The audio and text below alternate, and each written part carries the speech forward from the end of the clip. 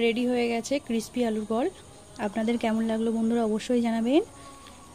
Tata, দেখা হচ্ছে next ভিডিওতে। আলু দিয়ে একটা স্ন্যাক্স বানানোর জন্য চটজলদি এখানে আমি কয়েক পিস আলু সিদ্ধ করে নিয়েছি।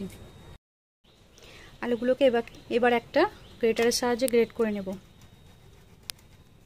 এই যে এইভাবে আলুগুলোকে গ্রেট করে নিতে হবে। আলুটা গ্রেট করা হয়ে গেছে। এখানে একটা গোটা সাইজ পেঁয়াজ কুচি করে নিয়েছি আর দুটো কাঁচা লঙ্কা কুচি করে নিয়েছি। এখন পেঁয়াজ কুচি কাঁচা লঙ্কা কুচিগুলো দিয়ে দিলাম। এবার এখানে ছোটো চামচের 1 চামচ লবণ দিয়ে দিলাম, 1 চামচ হলুদ দিলাম, শুকনো লঙ্কার গুঁড়ো দিলাম, 1/2 চামচ দিলাম, পুরোটা দিলাম না, 1/2 চামচ জিরে গুঁড়ো দিয়ে দিলাম, সামান্য একটু গরম মশলা গুঁড়ো দিয়ে দেব,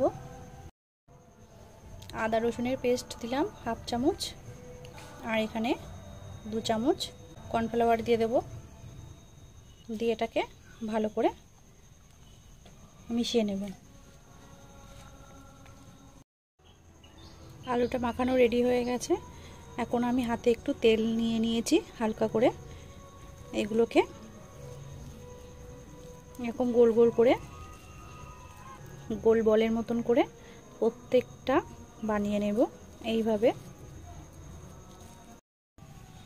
সবগুলো এরকম গোল গোল করে বলের আকারে বানিয়ে নিয়েছি। এবার এগুলোকে ভেজে নেব। কড়াইতে তেল বসিয়ে দিয়েছি, তেলটা গরম হয়ে গেছে। এখন আমি বানিয়ে রাখা আলুর বলগুলোকে আস্তে আস্তে তেলের মধ্যে দিয়ে দেব।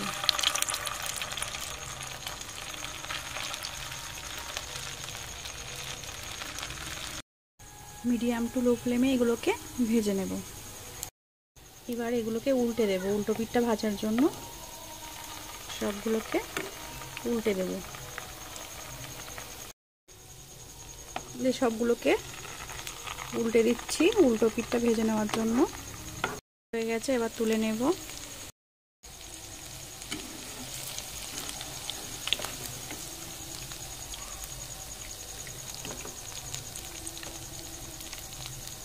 ভেজে নেওয়া বলগুলোকে তুলে নিচ্ছি। রেডি হয়ে গেছে ক্রিস্পি আলুর বল। আপনাদের কেমন লাগলো বন্ধুরা অবশ্যই জানাবেন। টাটা, দেখা হচ্ছে নেক্সট ভিডিওতে।